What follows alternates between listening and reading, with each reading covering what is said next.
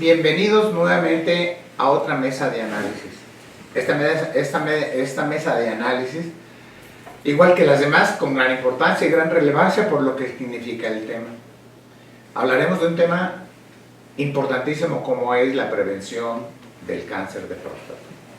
Para eso tenemos a tres personalidades, y la verdad que son personalidades por lo que representan sus conocimientos y su experiencia. Tenemos a tres personas importantes, entre ellas la doctora Montserrat Gutiérrez Mora, que la tengo aquí a mi izquierda. También es una doctora egresada de esta universidad, de la Universidad de Guadalajara. Ella tiene especialidad en medicina interna por la UMAE de Puebla, me parece, ¿verdad? La UMAE de Puebla, de la Benemérita Universidad de Puebla. Además, su especialidad también es de oncóloga, y la hizo en Monterrey, Nuevo León. O sea, vean ustedes toda la capacidad que tenemos, ¿no? Aquí la gran experiencia. A mi derecha también tenemos a la doctora María de Jesús Ocampo Alfaro, que yo creo que muchos la conocen por ser maestra aquí del Centro Universitario de Ciencias de la Salud. También es maestra, también es médico cirujano por la Universidad de Guadalajara. Ella es especialista en medicina interna y sobre todo también es especialista en geriatría en el Hospital Civil Fray Antonio Alcalde, y es profesora titular de la misma materia de geriatría.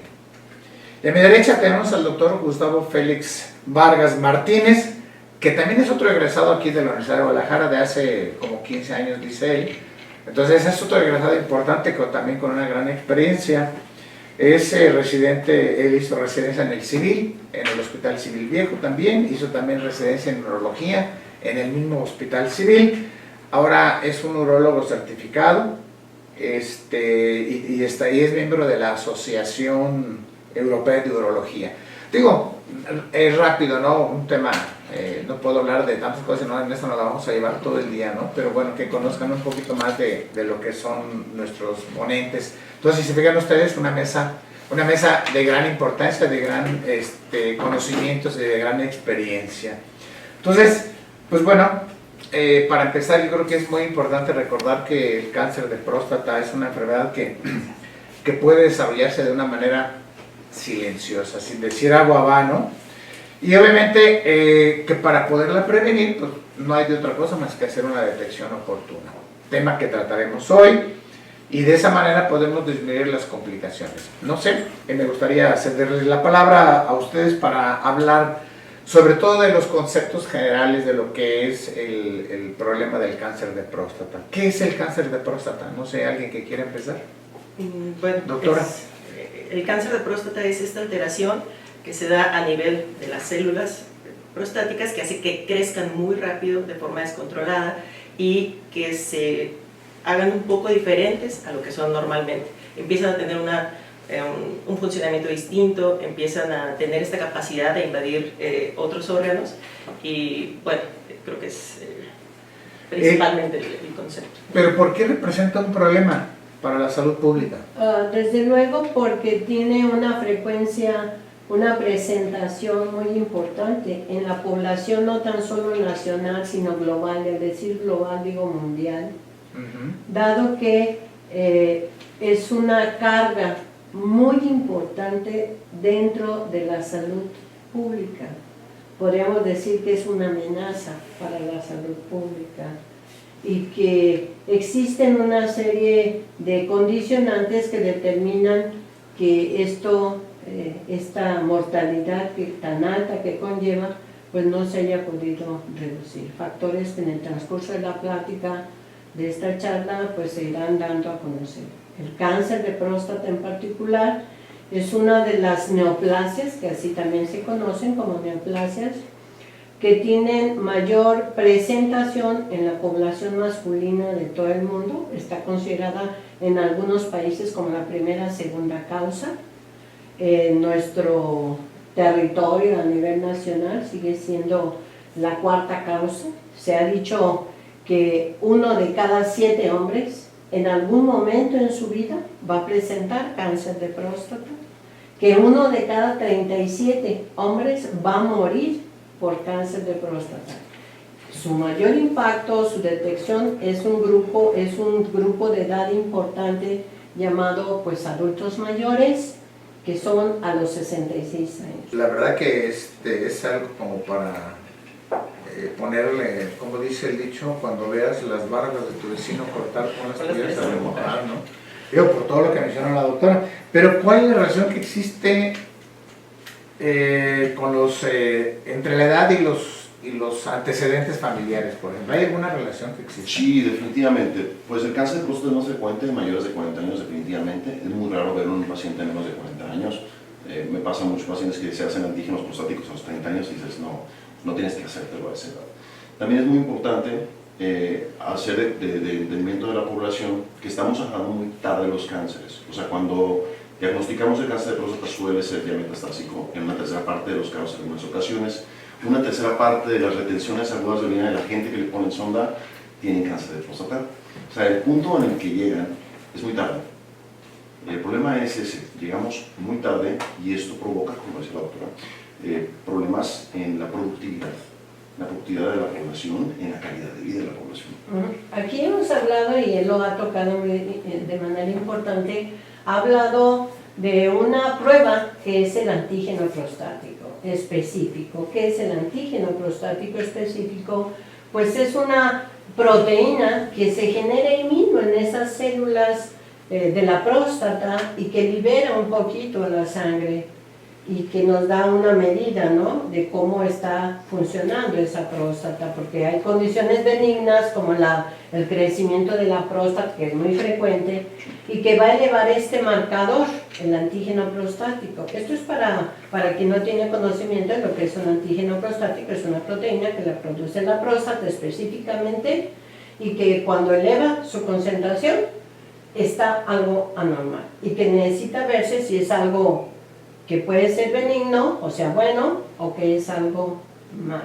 Tendrá que tener, aparte de ese antígeno aumentado, tendrá que tener otra sintomatología. Esta es una cuestión muy importante. Es la razón por la que los hablamos tarde. Desde el punto de vista de la urología, por ejemplo, él ya ha hablado de que tiene problemas para orinar. El chorro disminuye, que ya está hablando o se atora o que ándale sal, por favor, porque no pueden orinar, ¿no? Y ya está dando evidencias de que hay problemas, ¿cierto? Pero yo cuando me referí a esta etapa de la aparición de los adultos mayores jóvenes, no, en México y en América Latina y el Caribe está bien documentado que este grupo de edad, que debiera ser un grupo jovial, proactivo, el tipo de envejecimiento no es exitoso, ni es proactivo, sino que tiende a ser anormal. ¿Y qué pasa? Pues que ya entre los 60 y 69 años ya se tiene 1, 2 o 3 enfermedades. Ya tiene diabetes, hipertensión y complicaciones de la misma. Entonces está muy interesante porque al final de cuentas tendrá que hacerse de las medidas preventivas de manera constante, ¿no? ¿Qué medidas preventivas serían las primordiales para poder disminuir el riesgo, ¿no? Sí, algo importante es que tenemos que saber que hay ciertos factores que no se van a poder retirar: edad, los factores genéticos que ya comentábamos previamente, pero sí hay cosas que podemos hacer. La doctora me encanta que lo está diciendo, este tema de que el paciente empieza a perder masa muscular, que empieza a perder peso, sobre todo la sarcopenia, va a tener un impacto en nuestra modulación, en todo el sistema de modulación inmunológica, y este tema va a condicionar que si alguna celulita por ahí se está cambiando, pues tenga una mayor capacidad de escapar a nuestro sistema inmunológico y pueda crecer. Siempre me gusta poner ese ejemplo, ¿no? Todos formamos células de cáncer en cualquier momento, pero nuestro sistema de defensas es tan bueno para eliminarlo. ¿Qué pasa con el paciente adulto mayor? La sarcopenia es algo que empieza a condicionar que se aparezca. Entonces, medidas preventivas: ejercicio, y no necesariamente a lo mejor tanto de un peso o un índice de masa corporal, porque ahorita ya sabemos que lo que tenemos que buscar más es la masa muscular, el porcentaje de masa muscular, más que el índice de masa corporal. Hay gente que tiene un índice de masa corporal muy alto, pero la mayoría es músculo.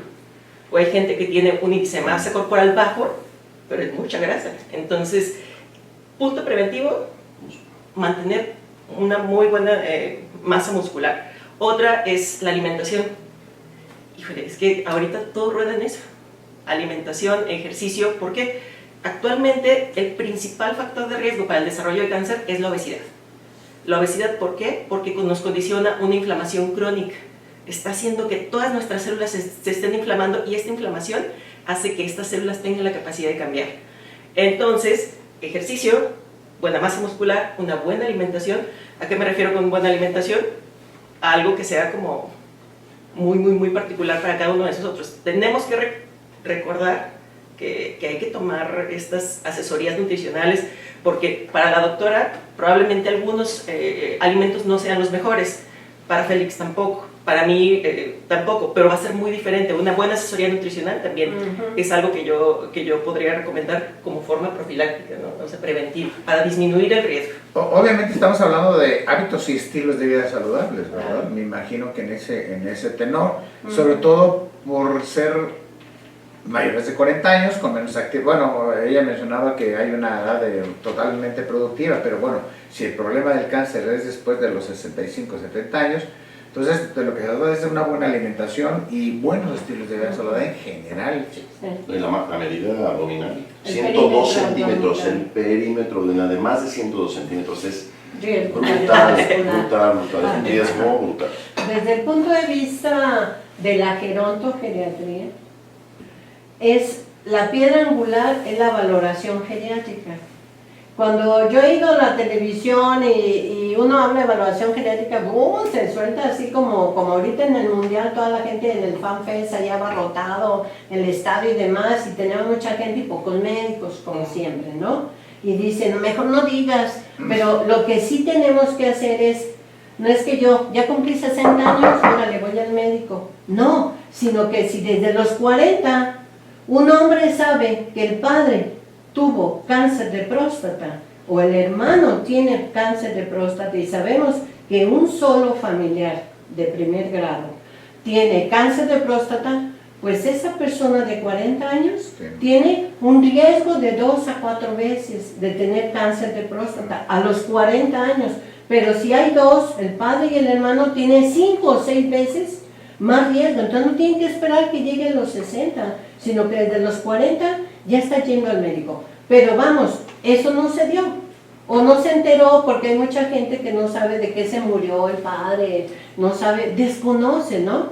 Entonces resulta que pues todo sujeto que llega a cierta edad, y para nosotros 60 años es el tope, pues necesitamos evaluarlos para saber, conocemos de una manera muy integral qué es lo que le pasa y podemos documentar, y como se hace evaluaciones completas, evaluaciones afectivas, cognitivas, nutriólogo es obligatorio porque ya no es el plato del buen comer que conocimos, porque ya los adultos, las personas mayores de 60 años ya deben de comer 5 veces al día. De hecho, nosotros trabajamos de manera conjunta con oncología para la valoración geriátrica y determinar si ese tratamiento, que es el mejor indicado en los protocolos actuales, le va a funcionar o no. Porque no nada más es darle tiempo, sino hay que darle calidad a la vida. Y como dice la canción, vale más poco con ganas que mucho sin Sí, saber.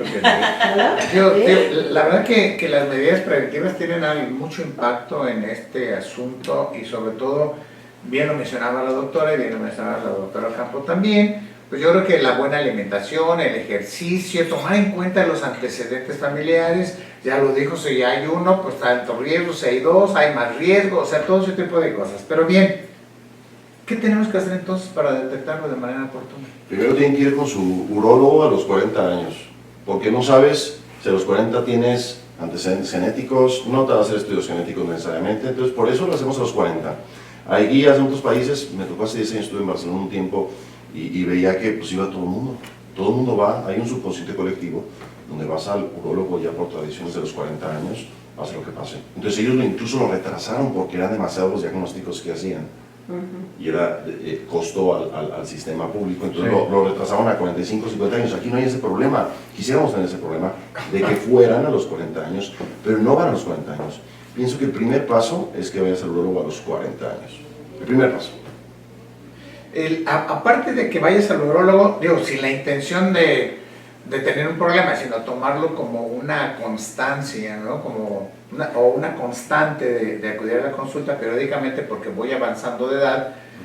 Aparte de eso, yo creo que dicen ustedes que después de los 40 años es recomendable iniciar con este proceso de la detección oportuna. Pero ¿qué importancia tiene el antígeno prostático realmente? Ya lo mencionaron hace ratito, pero ¿cuál es la importancia? ¿Cuál es la importancia? El antígeno prostático disminuyó la mortalidad 32%. En cuanto apareció, disminuyó la mortalidad. O sea, ha salvado vidas.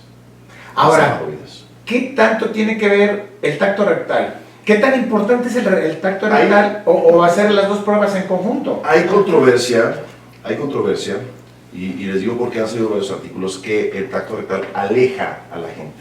Aleja a la gente. ¿Alguna?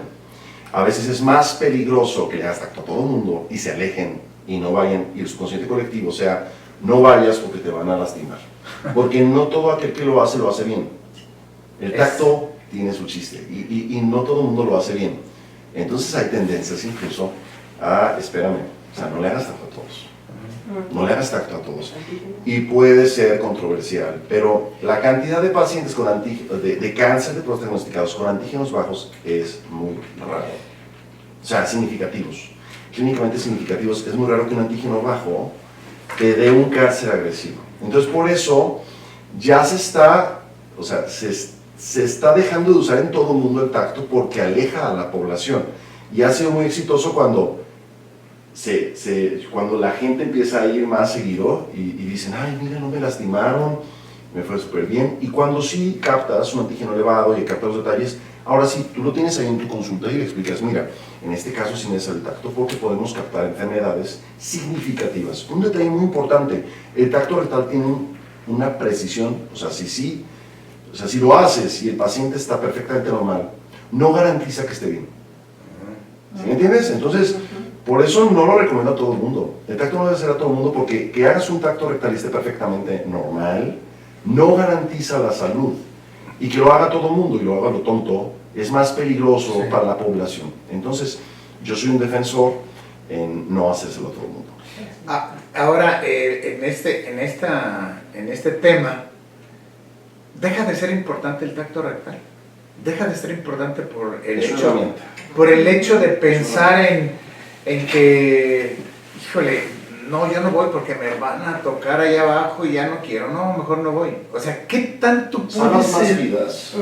Salvas más vidas cuando acercas a los pacientes al urólogo que haciéndole tacto a todo el mundo. Sí, pero por ejemplo, ¿yo cómo puedo enseñar a mis médicos a que hagan un tacto si no lo hacen? O sea, por ejemplo, tiene que ser alguien preparado para poder tocar. Porque meter el dedo en el ano de cualquier persona nomás por saber si, pues no toqué nada, no supe, pero hice eso. En coloproctología lo hacen a todo el mundo. O sea, y en urología, yo me formé en el Hospital de Guadalajara y todo paciente que ingresaba arriba de los 40 años, parte de la exploración física de la propedéutica incluye el tacto rectal. Ya estás ahí, ya tienes ingresado, vas a pasarlo a un procedimiento quirúrgico, a una intervención, y es parte de la exploración completa. O sea, en cuestión purista se hace, pero en cuestión de cribado, de screening, de prevención, hacérselo a todo el mundo. No, y yo creo que algo sería súper importante que tú, Doc, que eres el experto, nos comentes. Realmente no es un procedimiento largo, no es un procedimiento que no podría causar molestia, más no dolor, que creo que es una de las cosas que tenemos en la mente, ¿no? Que pudiera ser doloroso. Nada. No. Molestia, pero... Y mínimamente, ¿eh? ¿Y cuánto tarda? ¿Cuánto tarda? Dos segundos.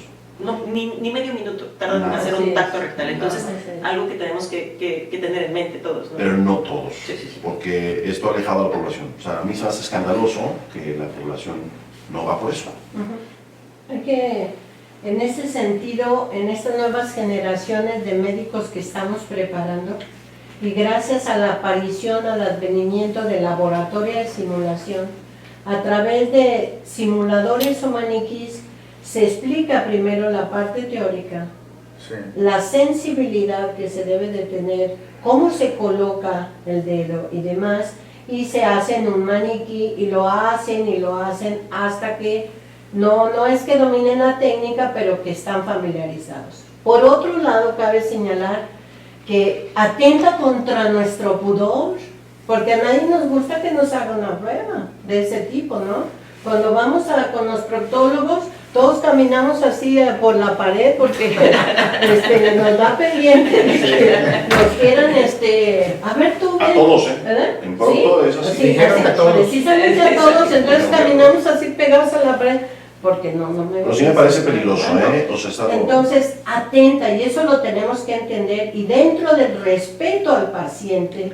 a su dignidad, está esta consideración y se trata de establecer una empatía con el procedimiento, señalando lo que se va a hacer, cómo se va a hacer, qué va a sentir, la posición, porque hay varias posiciones que desde luego no molesten, no dañen o no se sienta agredido en ese sentido. De hecho, los pacientes, yo cuando les he hecho su tacto rectal, porque dicen, sobre todo, es necesario hacerlo, y hemos dejado, y a veces han pasado médicos un diagnóstico que estaba al dedo, que es el cáncer en el recto, que está ahí la masa tumoral, por no hacerlo, por no que el paciente no se violente, pues sí, nosotros tratamos de ser lo más empáticos y conociendo y respetando este punto, y es algo que es rápido, respetamos su dignidad. ¿Para qué? Pues para que se haga el procedimiento. La importancia del tacto rectal, sí, desde nuestro punto de vista es importante hacerlo, ¿no? Pero les repito, las nuevas generaciones están ya practicando en simuladores y deben de coger la expertise. Obviamente, cuando ya van ante pacientes, si es necesario hacerlo, siempre tienen un tutor, un sensei que está ahí, les dice, y que está asegurando el procedimiento. Que debe de estar ahí. Está ahí, y es obligatorio para que exista esa confianza del paciente, ¿verdad? Sí, Para que se haga el procedimiento. Por otra parte, hablaba de ir con el urólogo de etapa temprana. No hay que olvidar que también en pacientes que tienen diabetes, sobre todo diabetes, y que toman medicamentos, una de las causas muy frecuentes de que acudan al Boston Medical Group es disfunción eréctil. Sí. Y entonces, esos pacientes también tienen que evaluarse, ¿verdad? Porque de hecho, pueden tener... es la razón por la que llegan, es la razón por la que muchos les Entonces, vienen por disfunción porque están tomando, lo primero que nos pregunta, ¿estás tomando medicamentos y eso? Porque desde luego esa es una causa frecuentísima, ¿no? Sí. Y entonces, pues es el escenario propicio y benéfico para el paciente, pues para hacerle el tacto, ¿no? Entonces, que creo que es, perdón, sí, adelante. Algo súper importante, que también aleja un poquito al paciente del diagnóstico o sea, de buscar hacer un diagnóstico de cáncer de próstata por el tema de las complicaciones que pudiera haber con el tratamiento. Hay muchos mitos al respecto, con técnicas anteriores. Este tema de la disfunción eréctil o de la ablación hormonal es algo fuerte, porque claro que va a afectar la sexualidad del paciente, pero ahorita ha cambiado muchísimo, ¿no? Este tema. Entonces creo que también es una de las partes porque el paciente no busca hacerse el diagnóstico, porque tiene miedo a las consecuencias de los tratamientos. Es que dicen, es muy económico el tacto rectal. Es verdad que es económico, pero ¿qué es más económico? ¿Hacer estudio de sangre o a veces estudio de imagen? ¿O diagnosticar ya metastásico y estar en los medios de salud cuando tú ya estás dando un tratamiento para cánceres metastásicos avanzados? Son tratamientos de 100,000 pesos al mes. ¿Qué era más caro? ¿Qué era más caro? Ahorrarte, o sea, nomás porque el tacto es muy barato y la gente no va, no se diagnostica a tiempo y llegan ya a los 70 años tapados. Y ahora sí les haces tacto, les haces todo, porque ya están ahí, ya valió. Ya están tapados, tienen cáncer metastásico. Entonces el problema que yo veo es ese, que a veces estamos economizando de más en la salud pública y haciendo medidas que alejan a la población, cuando lo que quieres es que llegue la gente.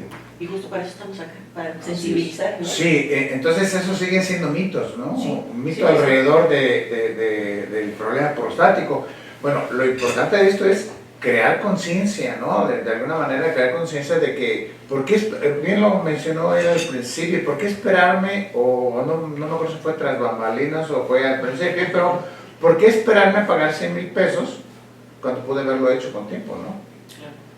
En este punto quisiera nada más comentar, desde la ENSA, la Encuesta Nacional en Salud, desde el siglo pasado, ¿no?, que empieza a averiguar pues, por la autopercepción. ¿Cómo te percibes en salud, no? Porque uno le dice, ¿cómo te sientes? No, me siento, como dicen, del H, o del nabo, o me siento mal, ¿no? Pero en esa autopercepción, el paciente dice, sobre todo los hombres, yo no voy porque atenta contra mi masculinidad. Yo no voy porque no estoy enfermo. Son estoicos. Yo no voy porque no estoy enfermo, porque lo que yo tengo es cualquier cosa y tengo que trabajar. No voy porque no confío en los médicos. No voy porque está muy lejos. No voy porque no me atienden. No voy porque no tengo dinero. Todos esos son motivos y eso ya hace más de 50 años que los conocimos. ¿Han cambiado? ¿Han cambiado? No. Y sin embargo, yo le digo, en mi consulta geriátrica, yo veo de 10 mujeres o de 10 pacientes, solo veo un hombre. ¿Por qué? ¿No se enferma? Entonces, es esta conciencia colectiva de que yo no me puedo enfermar, yo soy el proveedor, yo soy el fuerte, yo soy el estoico, a mí no me van a atacar, a mí no me vas a... Los pacientes que dicen cuando le digo, señor, necesito hacerle un tacto rectal, ¿cómo ve? Y de la manera más empática me dicen, pues ya que. Entonces ya que lo hago y lo hice, ¡pum!, rápido, ¿qué hubo? Bien, pero de todas maneras, fíjese con quién fue a perder, con usted, ¿eh? Bueno, eso es parte de los mitos y la Entonces, cultura. es que esto refuerza, porque México es un mosaico de culturas donde cada quien percibe las cosas de manera diferente, sí, claro. Y entonces desde ese punto no nos vamos a entender, no nos entendemos cuando ni siquiera hablamos otros dialectos, tenemos pacientes que no hablan nuestro español o Span-English, y entonces no nos vamos a entender. Entonces la comunicación es como que está cerrada. Así es. Bueno, digo, alrededor de todo esto, yo creo que son aspectos valiosos porque una cosa es el examen, ¿no? Y otra cosa son los mitos, ¿no? Yo creo que más bien lo que tenemos que crear es una cultura muy diferente, pero entonces, ¿qué estrategia tendremos que implementar, doctora, para fomentar una mayor cultura de la prevención? ¿Qué podríamos hacer para que la gente realmente entienda que debemos hacerlo? Yo creo que una de las principales cosas que podríamos hacer es hacer consciente que el cuidado de nuestra salud es una fuerza, puede ser nuestra mayor fuerza. ¿Por qué? Porque si yo estoy sano, yo puedo trabajar, yo puedo atender a mi familia, yo puedo disfrutar de la vida. Entonces, este cuidado, buscar estar bien, ya no ir al médico porque me siento mal, sino ir al médico para no estar mal. O sea, esa conciencia creo que debería de ser lo principal ahora. Estar nosotros como personal médico, todos los estudiantes de medicina, médicos generales, ser bien conscientes de que tenemos que decirle esto al paciente. Y cada que veamos un paciente, a ver, a la familiar, ¿no? ¿Ya se hizo su chequeo anual? O al familiar, estar creando esta conciencia de que ir al médico, buscar salud, es nuestra mayor fortaleza, sí. No es una debilidad. Pienso que puede ser una gran estrategia. Sobre todo campañas de promocionales de penetración en culturas, en la diversidad cultural que tenemos, ¿no? No es posible que una campaña de Sabritas gane más que la promoción de la salud. Yo sé que hay ganancias y hay fines económicos y demás, pero hay debilidades en el sector salud donde se tiene que poner más énfasis. ¿Qué es lo que quieres? En primer lugar, ¿qué quieres? ¿Cuál es tu diagnóstico situacional? ¿Cuántos casos nuevos de cáncer, por citar el cáncer de próstata, estás teniendo al año? ¿Cuánta gente se te está muriendo? ¿Cuántos tratamientos, qué terapias tienes? Estamos ahorita con el problema, ¿por qué la gente no confía? Porque van a la atención médica y no hay tratamiento. Porque los tratamientos muy actualizados, que está a la fecha, ya lo dijo, cuestan más de 100,000 pesos y no son accesibles a la población. No. Hay inequidad en los servicios de salud a todos los niveles. Entonces, las campañas de promoción tienen que ser de penetración, pero obviamente ofrece verdaderamente el recurso, la infraestructura, que te acerquen al diagnóstico, que te acerquen al especialista Y lo que nosotros hemos hecho, por ejemplo, en geriatría es capacitamos al primer nivel, que sepan reconocer los problemas de los adultos mayores. Y de hecho, establecimos un programa donde a través de una computadora ellos se conectan con nosotros y entonces dicen, tengo este paciente así, así, asado y pues sale esto y esto para que no estén pasando a otro nivel y lo puedan resolver. Que salgan a campo a visitas de domicilio. Por cada persona que va a consultar con ustedes o conmigo, hay 10 que necesitan consulta. ¿Sabe qué ha funcionado? Que he visto mucho gente de fuera, gente foránea. Llega un paciente y está muy satisfecho, está muy contento. Te la pasan bien en la consulta, lo revisas, muestras todo lo que se avanzó en esa constante. O sea, de verdad ven algún resultado. Y cada vez que viene a Guadalajara, trae 3, 4 parientes. Y vienen así en equipo. Y eso les da esa sensación de tranquilidad, de bienestar, que cada 6 meses llegan a checarse o cada año, vienen juntos, el abuelo, el papá, el nieto. Sí, claro. Hoy todos tienen un celular. Aplicaciones, como en los pacientes con demencia, tienen una aplicación donde son alarmas, son algún tipo de señal, donde a través de aplicaciones les está recordando alarmas y demás. Ya tienes 40 años, ya tienes 50 años, ya te checaste, ya esto, ya lo otro, ¿no? Y sobre todo, ver que en los servicios de salud de cualquier nivel se cuente con infraestructura. Sí, pero para eso también hay que crear conciencia de la necesidad de estas cosas, ¿no? O sea, la verdad que... Y tratarlos bien, que es una buena experiencia. Sí, pero fíjate, yo creo que si tienes que comprar un medicamento que te cuesta 200 pesos y una de tequila te cuesta 250, vas y compras la tequila sin chistar. Y el medicamento, no, que caro está el medicamento, carísimo, 200 pesos, pero si la botella de tequila te cuesta eso, pues no es fácil. Quiero que tengas eso, yo creo que es muy claro lo que dice también la doctora, hay que crear conciencia a través de todo esto, o sea, hay que empujar, hay que empujar, hay que empujar. Nosotros los profesionales de la salud de alguna manera somos los principales puntas de lanza de esta promoción. Esa es la pregunta que les iba a hacer, entonces, ¿cuál es la función o cuál es el papel del médico de primer contacto en la detección temprana del cáncer de próstata? Crucial. Crucial, comunicar muy bien. Los médicos que se están formando tienen que comunicar lo mejor posible, tener una buena comunicación, una buena empatía, hablar muy bien con los pacientes y ser buenas personas, porque es lo que aprecio, lo que veo, que la razón por la que la gente no regresa es porque los tratan mal. ¿Qué necesidad tienes de que Los nos traten? tratan mal. Los tratan mal. O Sí, sea, bueno, tú nunca vas a regresar a donde traten mal. pero no pasa Pero nada. sí regresan sí.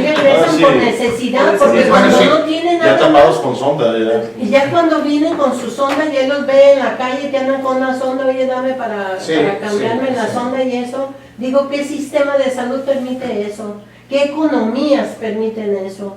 Si hablamos de reducir mortalidad, es detección temprana, detección oportuna. Acceso a terapias innovadoras, porque estamos en la era de la inteligencia artificial, no porque esto sea de nuevo, la inteligencia artificial tiene mucho tiempo, pero hoy la inteligencia artificial puede ofrecer esta solución, por ejemplo, de cómo podemos penetrar masivamente a la población. ¿Verdad? Y lo que usted dice se llama empoderar. Yo tengo que empoderar a una los médicos. persona y a los médicos de que soy capaz de hacer Y hay eso. muchas lo puedo herramientas, atender. Una se llama Glass Health ¿Eh? y es de pura evidencia científica. Sí. Entonces el médico también puede apoyarse para una especialidad de la que está limitado, poner el contexto del paciente, el escenario clínico. Y yo he hecho ya varias pruebas y he revisado y es bastante preciso. Sí, O sea, la aplicación, los contextos los score, clínicos el score. buenísimos. Ajá. O sea, eso Por es- ejemplo, a mí sí me gustaría agregar algo nada más en cuanto al tema de qué tanto impacto o cómo pueden apoyar los médicos generales o médicos de primer contacto. Una buena anamnesis. sí. La anamnesis es clave porque lo decíamos tras bambalinas. Siempre vamos a preguntar, ¿tienes tu papá, tu hermano, tu abuelo tuvo cáncer de próstata? ¿Y cuándo preguntamos cáncer de mama? Cuando preguntamos cáncer de colon, cáncer de endometrio, cáncer de ovario, que tenemos estos del MMR, el mismatch repair, Sí. cáncer de colon, de ovario, El digo, de Lynch, ¿no? endometrio. Perdón que lo- Ajá, síndrome de Lynch, este tipo de cosas es bien importante preguntarlas, no solo si ya tuvo un cáncer de próstata, también algunos genes femeninos, bueno, de cánceres femeninos están relacionados con el de un incremento en el riesgo de desarrollo de cáncer de próstata. Entonces, la anamnesis es clave, clave, clave, clave. Ahorita estamos llegando a médicos de primer contacto y también a población general, entonces también para la población general me gustaría decirles que hay que comunicar todos tipos de cánceres, hay que decirlos al médico porque eso nos puede orientar no solo a que tengamos una orientación de riesgo en el resto de la familia, sino además incluso a dirigir un tratamiento específicamente a algo. Ahorita tenemos terapias bien dirigidas que solo con la anamnesis podríamos saber que un paciente tiene o es candidato a ese tipo de cosas. Sí, la historia clínica, que es fundamental, ¿no? Claro. Esa es la mejor herramienta que puede que tener tenemos los cualquier médico, Ah, sí. en cualquier Sí. especialidad, médico general. Y en el aspecto de, ya estamos hablando de un tema importante como qué tiene que hacer el médico de primer contacto, ¿no? ¿Qué tenemos que hacer ahora con los estudiantes de medicina? ¿Qué tenemos que enseñarles a los pasantes? ¿Qué tenemos que decirles a los estudiantes de medicina? ¿Qué podemos hacer con ellos? Primero el escenario clínico, es enseñarles mucho sobre escenarios clínicos, enseñarles a hacer buenas historias clínicas, es un problema, Sí.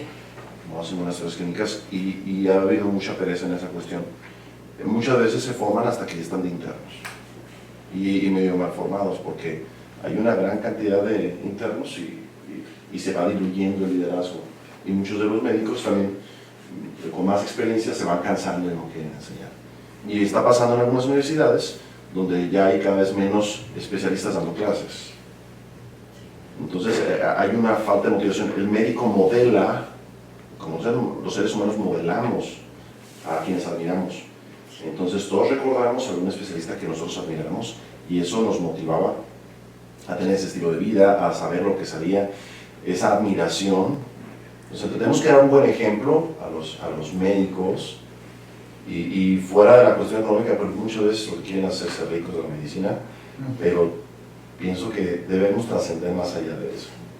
Yo pienso que debemos trabajar por construir un pensamiento crítico, que sea sensible, que sea humanista, ¿verdad? Y no humanista no nomás de que me pongo en los zapatos del otro, porque eso no es cierto, ¿verdad? Porque siempre tu dolor no me toca, porque tú lo tienes, no yo.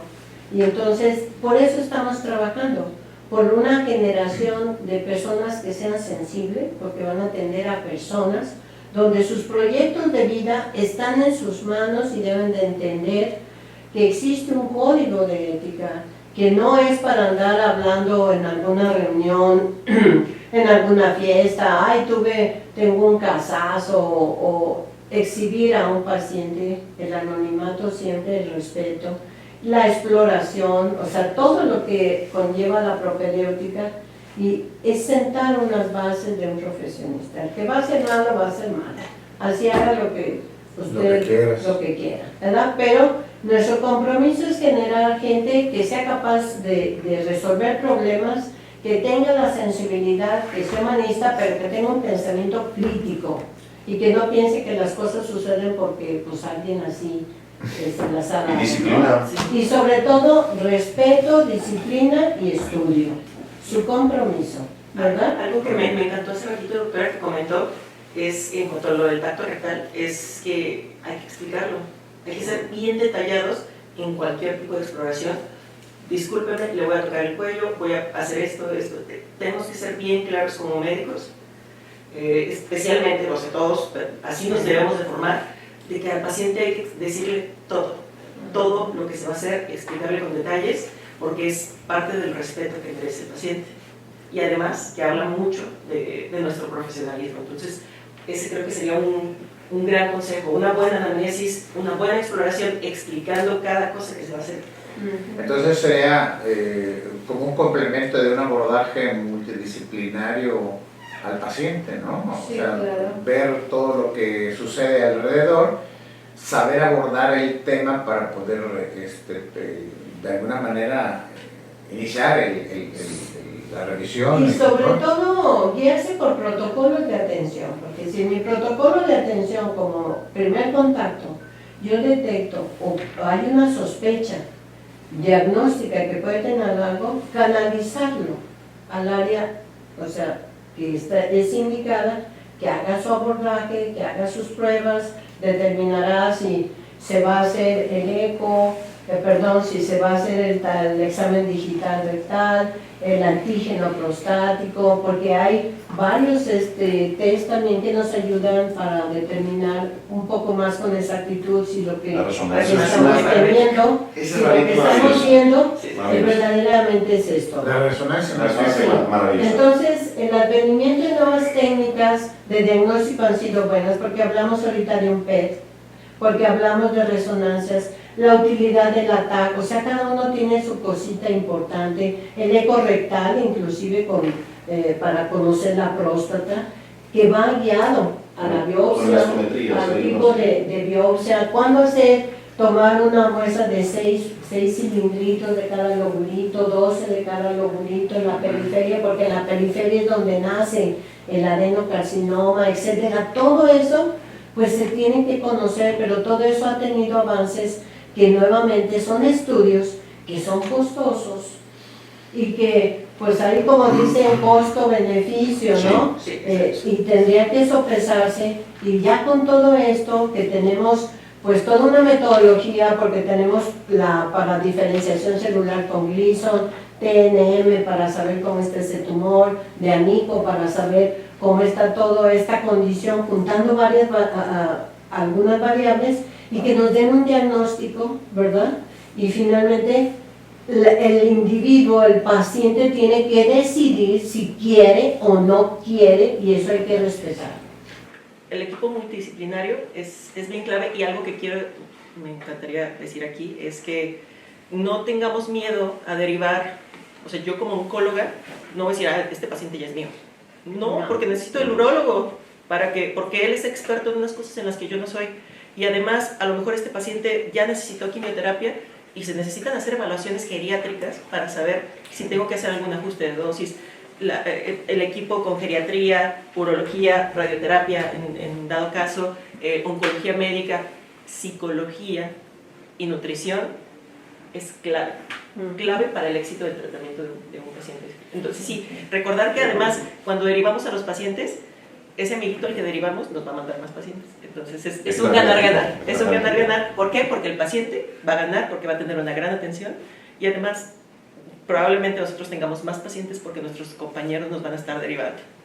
Como lo mencionábamos al principio, bueno, el ser multidisciplinario es una buena alimentación, una buena nutrición, el ejercicio y un buen de cosas más, ¿no? Yo creo que sí es muy importante compensar con todo para lograr ese objetivo. Pero sí tenemos que tener en cuenta bien, tener en cuenta que los jóvenes o las nuevas generaciones tendrán que estar, pues no con la cabeza de impuestos, porque es un compromiso, desde que entran a la escuela ya es un compromiso, sino realmente que tengan conocimiento de cómo trabajarlo, cómo hacerlo. Pero volviendo al tratamiento, les va muy bien, no es cierto que todo el mundo anda a acompañar. O sea, los operas y les va muy bien, no van a acompañar. O sea, los radicales, la cirugía radical de próstata laparoscópica, maravillosa, maravillosa. O sea, muy raro el que trae pañal. Ya hoy día la continencia es muchísimo mayor. O sea, ya no se mean.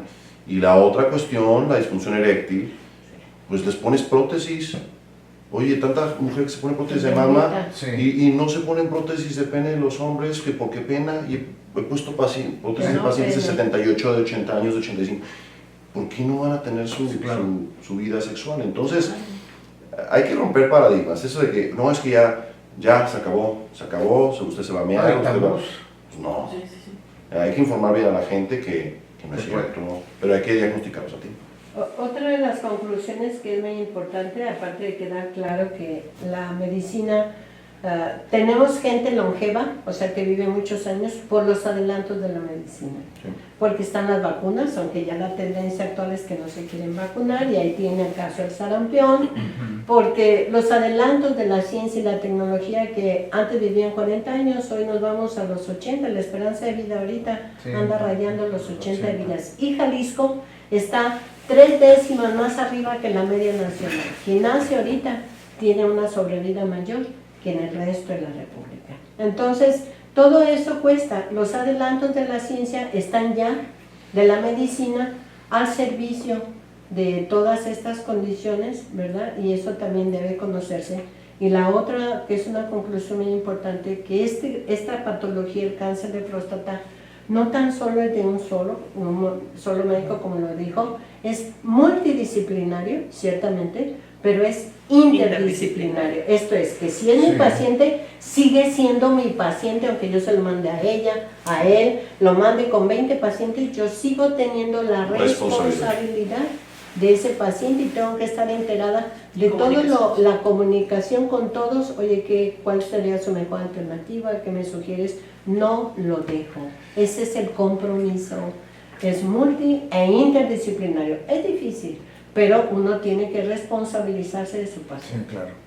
El tema es para seguir comentando y seguir platicando, ¿no? Es para quedarnos aquí, pero sí me gustaría, digo, los tiempos son rápidos y son exactos, ¿no?